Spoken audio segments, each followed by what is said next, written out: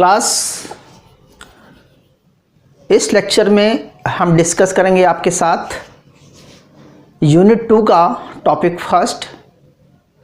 और topic first में budget और उसके टाइप्स, बजटरी मेजरमेंट क्या होता है, ये डिस्कस करेंगे।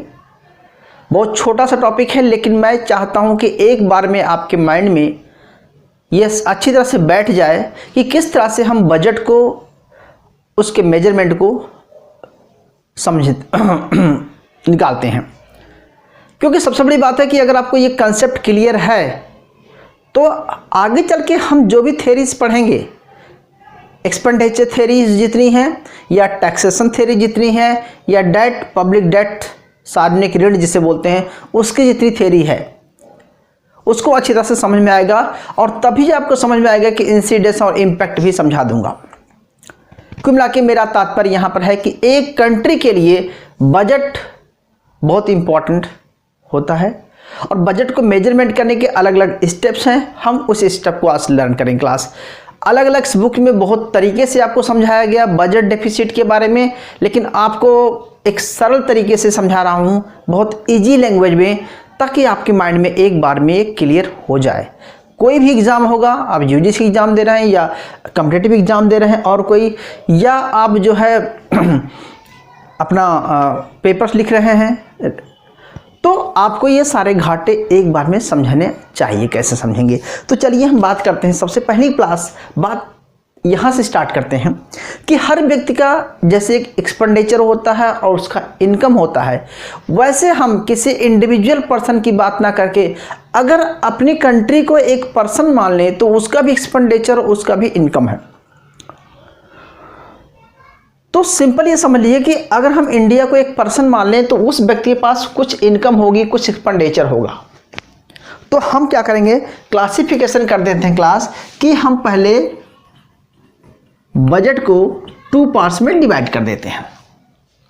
एक तरफ क्लास मैंने बनाया रिसिप्ट और दूसरी तरफ बनाया उसका एक्सपेंडिचर। क्लियर हुआ? तो अगर आपसे सिंपल पहले ये बात किया जाए कि भैया रिसिप्ट क्या है, तो जो उसके पास जो इनकम आ रही है वो उसका रिसिप्ट है और जो उसका एक्सपेंडिचर हो रहा है, जितना भी खर्चा हो रहा है, वो उसका एक्सपेंडिचर है। तो रिसिप्ट और एक्सपेंडिचर 2 चीज़ें समझ में आ गई आपको। लेकिन आपको थोड़ा सा और क्लैरिफिकेशन करना यहाँ पर कि जो रिसिप्ट है वो 2 तरीके से आती है। उसको हम बोलते हैं क्लास रेवेन्यू रिसिप्ट और कैपिटल रिसिप्ट। ध्यान समझना,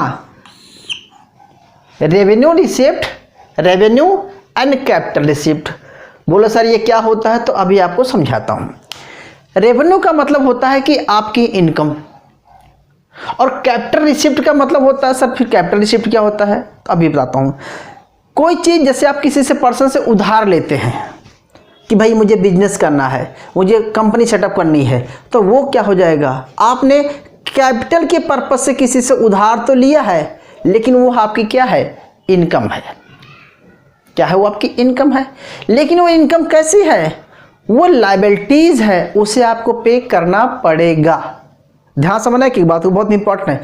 उस चीज को आपको पे करना पड़ेगा। तो यानी कि जो कैपिटल रिसिप्ट है वो गवर्नमेंट की क्या है, लायबिलिटीज है, उसे तो पे करना ही पड़ेगा, लेकिन एक कैपिटल रिसिप्ट है। क्लियर हुआ? अच्छा, दूसरी बात कि बोलोगे सर रेवेन्यू रिसिप्ट क्या होता है? तो जो रेवेन्यू रिसिप्ट होता है वो आपकी इनकम है। अब आपकी इनकम भी जैसे 2 तरीके से आती है। मान के आप कहीं जॉब करते हैं तो आपकी इनकम परमानेंट हो गई। अच्छा, लेकिन मान के चलो आपने किराए पर घर भी उठा रखा है, तो जो किराया आता है क्या है, वो इनकम नहीं है, वो आपका क्या है, नॉन टैक्स इनकम है। आपकी इनकम है आपकी पर्सनल। तो इसी तरह से गवर्नमेंट के पास भी 2 तरह की इनकम होती है। एक होती है क्लास टैक्स से और एक होती है नॉन टैक्स से। अब पहले हम ऐसा करते हैं, टैक्स को भी हम 2 पार्ट्स में डिवाइड कर देते हैं। टैक्स में भी आता है डायरेक्ट टैक्स और इनडायरेक्ट टैक्स। ठीक है, अब इसको हम डिस्कस कर लेते हैं कि डायरेक्ट टैक्स वो होता है जिस पर गवर्नमेंट इम्पोज करती है, वही पेमेंट करता है, और इनडायरेक्ट टैक्स वो होता है कि लगाया किसी और पे जाता है, उसका पेमेंट कोई और रिकवरी कोई और होती है। यानी कि जिस पर लगाया जाए पेमेंट तो वही करता है, लेकिन उसकी रिकवरी कहीं और से हो जाती है। तो यानी कि हम बोलेंगे कि डायरेक्ट टैक्स वो टैक्स है जिस पर इम्पोज किया जाए, यानी कि incidence and impact same person पे पड़ता है, जो लगाएगा वही पे करेगा।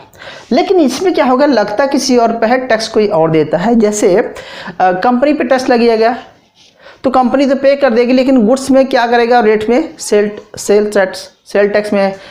टैक्स समझा आपने होगा, या आपने इसे इंटरटेनमेंट टैक्स हो गया, पेपर पे टैक्स हो गया।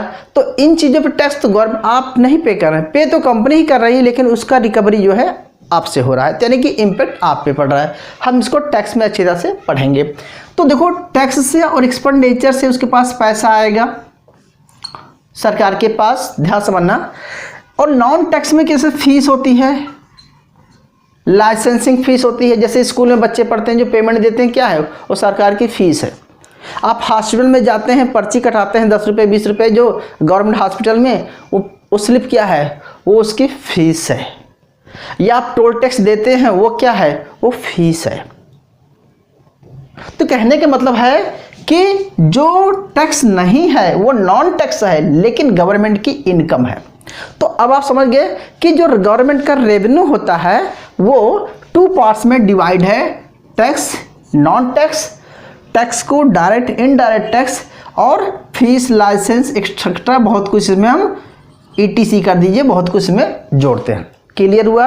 अच्छा, अब बात आती क्लास दूसरा होता है कि भैया कैपिटल रिसिप्ट क्या होती है। तो कैपिटल रिसिप्ट होता है जैसे आपने किसी बाहरी कंपनी से, कंट्री से आपने लोन ले लिया, क्या दिया, लोन ले लिया। जब आप बाहर से लोन लेते हैं तो आपके पास पैसा तो आ गया, लेकिन इसको आपको पेमेंट करना पड़ेगा, यानी कि लायबिलिटीज होगी। दूसरा बात होता है कि मान ले आपने किसी दूसरी कंपनी को उधार दिया हुआ है, दूसरी कंट्री को आपने उधार दिया था, सरकार ने 100-200 करोड़ 400 करोड़ उधार दिया हुआ है, तो वो बाहर की जो उधार दिया हुआ है उस पर जो इंटरेस्ट आ रहा है वो क्या हो गया, वो कैपिटल रिसिप्ट हो गया। तो कहने का मतलब है कि जो बाहर से डेट का पेमेंट आ रही है वो रिसिप्ट हो गया। यानी कि इसमें बहुत सारी चीज़ें हम ऐड करते हैं, डिटेल आप पढ़ लेना। 2 चीज़ समझ में आ गई क्लास? अच्छा, यानी कि कैपिटल रिसिप्ट और कैपिटल रेवेन्यू 2 चीज़ें क्लियर कर लो पहले, तभी आपका कॉन्सेप्ट क्लियर हो जाएगा। ठीक है, तो यानी कि ये रिसिप्ट को हमने 2 पार्ट्स में बांट दिया, कैपिटल रेवेन्यू और कैपिटल रिसिप्ट। ऐसे ही हम क्या करेंगे, अब एक्सपेंडिचर को भी हम 2 पार्ट्स में बांट देंगे क्लास। चलो, तो एक्सपेंडिचर गवर्नमेंट कहाँ करती है भाई? अब एक्सपेंडिचर में सबसे पहले रेवेन्यू एक्सपेंडिचर बोलोगे, सर रेवेन्यू एक्सपेंडिचर क्या होता है? कि वो एक्सपेंडिचर जो रेवेन्यू कलेक्ट करने के लिए, अगर समझ लीजिए, अगर वो फीस ले रहा है, अगर वो लाइसेंसिंग का चार्ज ले रहा है, अगर स्कूल से फीस ले रहा है, तो भैया उसको स्कूल तो बना के देना पड़ेगा, उसे रोड तो बना के देना पड़ेगा, उसे पॉवर्टी प्रोग्राम देना पड़ेगा, सोशल सिक्योरिटी देनी पड़ेगी, तो खर्चा भी तो करेगी गवर्नमेंट। अच्छा, मान चलो टैक्स लगाती है, इनडायरेक्ट और डायरेक्ट टैक्स लगाती है, तो किस पर टैक्स लगा रही है? कंपनियों पर टैक्स लगा रही है, तो उनके लिए रोड्स, इलेक्ट्रिसिटी, वाटर सप्लाई, ये सब तो बना के देगी गवर्नमेंट, तभी तो टैक्स लेगी। या डायरेक्ट टैक्स में क्या होता है कि सोशल सिक्योरिटी देती है लोगों को, उनकी इनकम पर, जॉब पे मतलब कंपनी खर्चा कर रही है। तो कहने का मतलब है कि जो वो एक्सपेंडिचर करती है पहले, फिर उसी पर टैक्स लगा कर कलेक्ट करती है। तो कहने का मतलब है, अच्छा मान चलो आप टैक्स का कलेक्शन करना है, तो टैक्स कलेक्शन पे भी तो गवर्नमेंट खर्चा करेगी।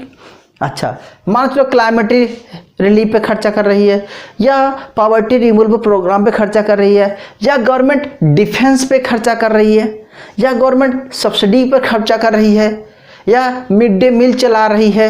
ये सब क्या है? ये सब उसकी सर्विसेज हैं। इन सर्विसेज को आप इकोनॉमिक सर्विसेज, सोशल सर्विसेज, ठीक है, ऐसे आप क्लासिफाइड कर सकते हैं। तो मोटे तौर पे हमने क्लासिफाइड किया है कि प्लान एक्सपेंडिचर और नॉन प्लान एक्सपेंडिचर, वो 2 तरह का एक्सपेंडिचर होता है, प्लान और नॉन प्लान एक्सपेंडिचर। तो प्लान में जैसे कि बोल दिया कि हमें पता है कि हमें डिफेंस पे इतना एक्सपेंडिचर करना है गवर्नमेंट को, एग्रीकल्चर पे कितना करना है, इंडस्ट्री पे कितना खर्चा करना है, या सर्विस सेक्टर पे कितना खर्चा करना है, पॉवर्टी प्रोग्राम पर या वुमेन एम्पावरमेंट पर, सोशल इनक्वालिटी पर, अलग अलग प्रोग्राम पे पहले डिसाइड हो जाता बजट में कि कितना पैसा एलोकेशन होना है। तो इस तरह से नॉन प्लान होता है, जो प्लान में नहीं होता नॉन प्लान होता है, या इसे कई बार विकासात्मक और गैर विकासात्मक कार्य भी बोला जाता है कि डेवलप नॉन डेवलपमेंट वर्क भी बोला जाता है। जैसे माने डिजास्टर आ गया, बाढ़ सूखा आ गया, तो उस केस में इस पैसे को रखा जाता है, कंटीजेंटी फंड होता है, कुल मिला के उसका रेवेन्यू एक्सपेंडिचर हो गया। इसी तरह से क्लास अब बात करते हैं कैपिटल एक्सपेंडिचर पे। कैपिटल एक्सपेंडिचर क्या होता है कि जो पैसा सरकार के पास आता है वो क्या करेगा, कैपिटल एक्सपेंडिचर है कि जैसे वो कैपिटल पर इन्वेस्टमेंट करता है, कैपिटल एसेट क्रिएट करता है, हाईवेज बना दिया, ठीक है, या डैम बना रही है, इस तरह से बहुत सारा एक्सपेंडिचर होता है। दूसरा क्लास कहते हैं कि जो सरकार ने लोन्स लिया हुआ है उसका जो है क्या करेगा, सार्वजनिक ऋण जो पब्लिक डेब्ट लिया उसको पेमेंट करेगा, ठीक है, और भी तरह से पेमेंट वगैरह है। तो कहने की मतलब एक तरफ कैपिटल एक्सपेंडिचर है और दूसरी तरफ कैपिटल रिसिप्ट है। अच्छा, तो कहने का मतलब ये समझो क्लास कि पैसा उसके पास तो रिसिप्ट आया, लेकिन रिसिप्ट को हमने 2 पार्ट्स में बांट दिया, रेवेन्यू और कैपिटल, और एक्सपेंडिचर को मैंने 2 पार्ट में दिया, रेवेन्यू एक्सपेंडिचर और कैपिटल एक्सपेंडिचर। अगर ये आपको ये समझ में आ गया है तो अभी आपको 5 मिनट के अंदर जितने भी घाटे हैं आसानी से समझा दूंगा। सबसे पहला घाटा अगर आपसे पूछा जाए कि भैया बजटरी डिफिसिट क्या होता है, तो बड़ा कन्फ्यूजन हो जाए, कौन सा ऑप्शन मारे, बजटरी डिफिसिट कौन सा सही है कौन सा नहीं सही है। तो पहला ऑप्शन ये होगा, बजटरी डिफिसिट कैसे निकालें क्लास, कि total receipt minus total expenditure equal to budgetary deficit, हो गया। अच्छा, एक तो डिफिनेशन आपकी ये बन गई बजटरी डिफिसिट की भैया कि total receipt minus total expenditure budgetary deficit हो गया, हम बजटरी डिफिसिट की बात कर रहे हैं। दूसरा तरीका आप ये भी कह सकते हैं सर कि total revenue plus total revenue receipt plus, इसको रिसिप्ट लिखेंगे, revenue receipt plus capital receipt minus revenue expenditure और कैपिटल एक्सपेंडिचर, आप ऐसे करेंगे। यानी कि चाहे आप पहले पूरा का बता दीजिए और फिर चाहे ये बता दीजिए कि revenue receipt plus capital receipt minus revenue expenditure plus capital expenditure, इन दोनों को जोड़ देना आपको, ऐसा भी बता सकते हैं। तीसरा तरीका और भी बता सकते हैं कि भैया tax plus non tax plus capital receipt, या इसको भी पूरा ऐड कर सकते हैं minus plan plus non plan plus capital expenditure, यानी कि इसको भी जोड़ सकते हैं। तो आप एग्जाम टाइम में बड़ा कंफ्यूज हो जाते हैं यार कौन सा सही है कौन सा नहीं, गलत है, चीज़ों को वही है उसको क्या किया उसने तोड़ मोड़ दिया। तो अब क्या करेंगे, क्लास कभी भी पूछा जाता है आपसे तो भैया इस स्ट्रक्चर को याद रखो, और टोटली जो है कहीं से कुछ ही पूछा जाता है आपको तो आप आसानी से डिसाइड कर पाएंगे कि बजटरी डिफिसिट है क्या। क्लियर है? तो मैं आगे चलता हूं, अगर आपका क्लियर हो गया होगा तो मैं आगे चलता हूं। दूसरा क्लास चलते हैं यार, ध्यान समझना। अब यहां पर बड़ी इंपॉर्टेंट बात आ रही है, एक होता है मोनेटरिस्ट या मोनेटराइज्ड डिफिसिट क्या होता है, या मौद्रिक डिफिसिट क्या होता है। बड़ा कंफ्यूजन हो जाता है यार, ये कैसे समझेंगे, अभी बताता हूं। समझ लो, मान के चलो क्लास कि जब सरकार का घाटा हो जाता है, कौन सा घाटा, बजटरी डिफिसिट, कौन सा, बजटरी डिफिसिट घाटा हो जाता है। जब बजटरी डिफिसिट हो जाता है तो यानी कि गवर्नमेंट की जो रेवेन्यू है, ऐसा बोलेंगे एक्सपेंडिचर ग्रेटर देन रिसिप्ट, तो अब क्या होगा, गवर्नमेंट का क्या हो गया, बजट डिफिसिट हो गया। जब बजट डिफिसिट हो गया तो उसको पैसा चाहिए, अब कहाँ से पैसा लगाएगा, पैसा कहाँ से आएगा। तो सरकार, आपने पढ़ा होगा ट्रेजरी बिल, गवर्नमेंट क्या करती है, पब्लिक से पैसा उठाने के लिए ट्रेजरी बिल लॉन्च कर देती है। तो बहुत पहले ट्रेजरी बिल चाहता था, एडहॉक ट्रेजरी बिल, अस्थायी ट्रेजरी बिल जैसे बोलते हैं।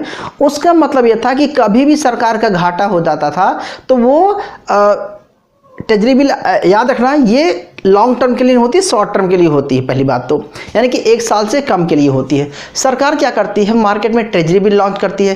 ट्रेजरी बिल किसके थ्रू लॉन्च करती है, आपको बता चुका हूं कि ये आरबीआई के थ्रू लॉन्च करेगी। और आरबीआई क्या करती है, आरबीआई के अंडर में बहुत सारे प्राइमरी डीलर्स होते हैं, वो क्या करते हैं, उसको खरीदते हैं, तो सरकार के पास पैसा आता है। तो सरकार का अल्टरनेट व्यवस्था है कि भैया ट्रेजरी बिल सेल कर देता है तो उससे जो पैसा आता है वो अपने घाटे को पूरा कर देता है। एक तरीका तो ये था। दूसरा तरीका ये होता है कि डिसइन्वेस्टमेंट, बहुत सारा जो घाटे घूटे में चल रहे होते हैं उनको बेच देता है, लेकिन अब ये सिस्टम नहीं रहा। एक और तरीका है जिसे बोलते हैं कि सिनोरेज, प्रिंटिंग मनी, बजट घाटा दिखाकर गवर्नमेंट घाटे का बजट दिखा करके मनी को प्रिंट करती है आरबीआई के थ्रू। तो प्रिंटिंग मनी का मतलब होता है कि कितना मनी मार्केट में मनी की सप्लाई बढ़ गई है, कितना मार्केट में मनी की सप्लाई बढ़ गई है। तो मनी की सप्लाई का मतलब होता है कि गवर्नमेंट उतना प्रिंट करती है जितना घाटा होता है। इसका मतलब ये नहीं होता कि पैसा, इसका मतलब होता है कि आरबीआई उतना मात्रा में मार्केट में मनी के सर्कुलेशन को बढ़ा देती है। ठीक है, तो इसको ऐसा बोला जाता है कि ट्रेजरी बिल में वृद्धि, या कई बार बोला जाता है कि आरबीआई से जो ऋण लिया हुआ है वो क्या है, मॉनेटरिस्ट, मौद्रिकीय घाटा होता है, मॉनेटरिस्ट डेफिसिट होता है, कि यानी कि मॉनेटराइज्ड डेफिसिट वो होता है जो आरबीआई के ट्रेजरी बिल में वृद्धि होती है। कई बार आपको ये लिखा रहता है, या कई बार लिखा रहता है कि यार कि मुद्रा में मनी सप्लाई में वृद्धि, मनी सप्लाई में इंक्रीज करी मनी सप्लाई थ्रू आरबीआई। या कई बार ऐसा बोला था कि आरबीआई से लोन्स जो लेता है, कौन लेता है, गवर्नमेंट लेता है। ठीक है, तो गवर्नमेंट लोन लेता है, यानी कि इन सब चीज़ों को मिलाकर हम बोलते हैं घाटा हो गया। तो कौन सा घाटा, तो इस घाटे में क्या करते हैं हम, बजटी घाटा प्लस ट्रेजरी बिल में इंक्रीज प्लस आरबीआई का सरकार का आरबीआई से उधार। तो इन तीनों चीज़ों को जोड़ दीजिए, क्या बोलेंगे आप, budget deficit plus treasury bill में वृद्धि, ट्रेजरी बिल में इंक्रीज प्लस क्या आया, प्लस जो आरबीआई से गवर्नमेंट का उधार, इसको जोड़ देंगे क्लास, तो आपका बन जाएगा मॉनेटराइज्ड डेफिसिट। आप ये सोच रहे हैं कि मैं हिंदी में क्यों बोल रहा हूँ, तो कुछ बच्चों ने बोला था कि सर हिंदी में बोलना है, इसके मुझे हंसी आ रही है कि मैं हिंदी में भी बहुत अच्छा पढ़ा सकता हूँ, मुझे ऐसा लग रहा है। Thank you. अगला बात करते हैं, फिजिकल डिफिसिट की बात करते हैं क्लास। अगर हम राजकोषीय घाटे की बात करते हैं, जिसको राजकोषीय घाटा बोलता जाता है, ठीक है, तो लिखने में थोड़ा टाइट होगा। राजकोषीय घाटा का मतलब क्या होता है, राजकोष का घाटा हो गया, तो बोलेंगे सर बजटी घाटा क्या था, वो भी तो सरकार का घाटा था, या कितना घाटा है वो ये भी तो घाटा था। नहीं, थोड़ा सा डिफरेंट है, लोग यहीं पर कंफ्यूज हो जाते हैं। एग्जाम में अक्सर इसको टिक मार देते हैं, अगर पूछा होता है कि फिजिकल डेफिसिट, तो आप टिक मारते हैं क्या, बजटी डिफिसिट पे। तो दो चीज़ समझ लीजिए, करना कुछ नहीं है, सब कुछ वही है, बशर्ते क्या करना है, जब हम बात करेंगे फिजिकल डिफिसिट की क्लास, तो दो चीज़ें याद रखना है कि इसमें से पब्लिक रिसिप्ट में से ये जो पब्लिक उधार लिया हुआ है, सार्वजनिक ऋण जो लिया हुआ है, पब्लिक डेट है, इसी को हम माइनस कर देते हैं। मतलब अब क्या डिफिनेशन बनेगी, क्या बनेगी क्लास, अगर मैं बजटरी डिफिसिट का फिजिकल डिफिसिट के डिफिनेशन बनाऊं तो क्या बनेगा, total receipt minus total expenditure, ठीक है, माइनस करेंगे ब्रैकेट में सार्वजनिक ऋण या लायबिलिटीज, जो भी लायबिलिटीज है उसको हम माइनस कर देंगे। या दूसरा तरीका बना देते हैं क्लास कि total revenue receipt, capital receipt, और कैपिटल रिसिप्ट के बीच में एक माइनस कर देंगे, माइनस लायबिलिटीज, यानी कि पब्लिक डेट्स जो उधार लिया हुआ है उसको माइनस ये कर देंगे। तो यानी कि इन दोनों को तो जोड़ेंगे लेकिन इसको ब्रैकेट में माइनस कर देंगे प्लस इनको इससे माइनस कर देंगे। तो क्लियर हुआ। तो यानी कि हमें करना क्या है, या ऐसा पूछा जा सकता है सर कि tax, non tax, capital receipt minus public debt, इन सबको हमने क्या कर दिया, एक में कर दिया फिर माइनस कर दिया। यानी कि हम क्या करेंगे, बोलेंगे क्लास इसको दोनों को जोड़ दिया प्लस इसको भी जोड़ दिया, लेकिन ब्रैकेट में मैंने इसको माइनस कर दिया और फिर इसको एक करके मैंने किया इससे मैंने माइनस कर दिया। तो क्या निकल गया आपका, फिजिकल डेफिसिट निकल गया। क्लियर हुआ। अच्छा, एक और डिफिसिट है क्लास, प्राइमरी डिफिसिट। अक्सर पूछा जाता है कि प्राइमरी डिफिसिट क्या है, तो फिजिकल डिफिसिट में से क्या माइनस करेंगे, तो प्राइमरी डिफिसिट बराबर फिजिकल डिफिसिट माइनस, इसमें सरकार, हम क्या करते हैं, सरकार जो लोन ली होती है क्लास, जितना लोन लिया हुआ है बाहर से लायबिलिटीज है, उस पर हर महीने का जो इंटरेस्ट पे कर रहा है, क्या यहाँ पर इंटरेस्ट इंक्लूड है, जब इंटरेस्ट पेमेंट कर रहा है उसको माइनस कर देते हैं। तो अगर इंटरेस्ट पेमेंट को माइनस कर देते हैं, समझ नहीं आया, मान के चलो यार मैंने आपसे 1 लाख रुपया उधार लिया हुआ है और 5% पे उधार लिया हुआ है हर महीने का, तो भैया 1 लाख पे 5% कितना होता है यार, निकाल देना। 1000 पे 5% मान के चलो 50 रुपये मान के चलो, ठीक है। तो 50 रुपये मुझे आपको तो हर मंथ देना ही देना है, ठीक है। तो हर मंथ जो इंटरेस्ट पे कर रहे हैं, तो हमारा अगर पूरा घाटा हो गया तो कितना भी घाटा हो जाए, लेकिन हर महीना मुझे आपको 50 रुपये पे करना है। मैं पूरा पैसा वापस नहीं करूँगा लेकिन 50 रुपये तो आपको वापस करूँगा ना, ठीक है। तो जब हम प्राइमरी डिफिसिट में क्या होता है, जब फिजिकल डिफिसिट में से इंटरेस्ट रेट को माइनस कर देते हैं तो प्राइमरी डिफिसिट निकल आता है। कोई और घाटा रह गया बता देता हूँ। अगर आपसे पूछा जाए कि रेवेन्यू डिफिसिट क्या है, अगर रेवेन्यू डिफिसिट बोलते हैं तो रेवेन्यू डिफिसिट क्या हो जाएगा क्लास, तो रेवेन्यू माइनस रेवेन्यू एक्सपेंडिचर, तो revenue received minus revenue expenditure, या ऐसा बोलेंगे tax plus non tax minus plan plus non plan. Revenue deficit आ गया, सॉरी रेवेन्यू डिफिसिट आ गया। अगर रेवेन्यू डिफिसिट निकालना है तो रेवेन्यू रिसीट और रेवेन्यू एक्सपेंडिचर में माइनस कर देंगे, यानी कि हम इन दोनों को जोड़ लेंगे प्लस इन दोनों को जोड़ लेंगे, बीच में माइनस का साइन कर देंगे, तो रेवेन्यू डेफिसिट आ गया। कई बार पूछा था कैपिटल डिफिसिट क्या होती है, तो ऐसे कैपिटल डिफिसिट में क्या करें class, capital receipt minus capital expenditure, तो total capital receipt minus total capital expenditure, या ऐसा बोलेंगे इस रिसीट में सारे पार्ट को जोड़ देंगे और इस कैपिटल में सारे पार्ट को जोड़ देंगे, तो दोनों का कैपिटल डेफिसिट आ जाएगा। तो कैपिटल डिफिसिट की बात कर रहे हैं तो क्या हो जाएगा, capital receipt minus capital expenditure. अगर रेवेन्यू डिफिसिट की बात करेंगे या रिसीप्ट डेफिसिट की बात करेंगे तो फिर revenue receipt minus revenue expenditure. कुछ नहीं करना है, सारा समझ में आ गया। तो हमने 6 तरह की घाटे बताए, बजटरी डिफिसिट पूरा का पूरा ले लिया, फिर फिजिकल डिफिसिट हमने इसको नहीं लिया, ठीक, फिर रेवेन्यू डिफिसिट सिर्फ रेवेन्यू वाले पार्ट को ले लिया, कैपिटल डिफिसिट सिर्फ कैपिटल वाले पार्ट को ले लिया, प्राइमरी डिफिसिट सब कुछ लेने के बाद ये भी माइनस किया प्लस इंटरेस्ट रेट भी माइनस कर दिया, मोनेटराइज्ड डिफिसिट सिर्फ इन सब तो ले ही लिया, प्लस जो सरकार पैसा और लेती है आरबीआई से उधार उसको भी जोड़ दिया। हो गए सारे घाटे, ठीक है।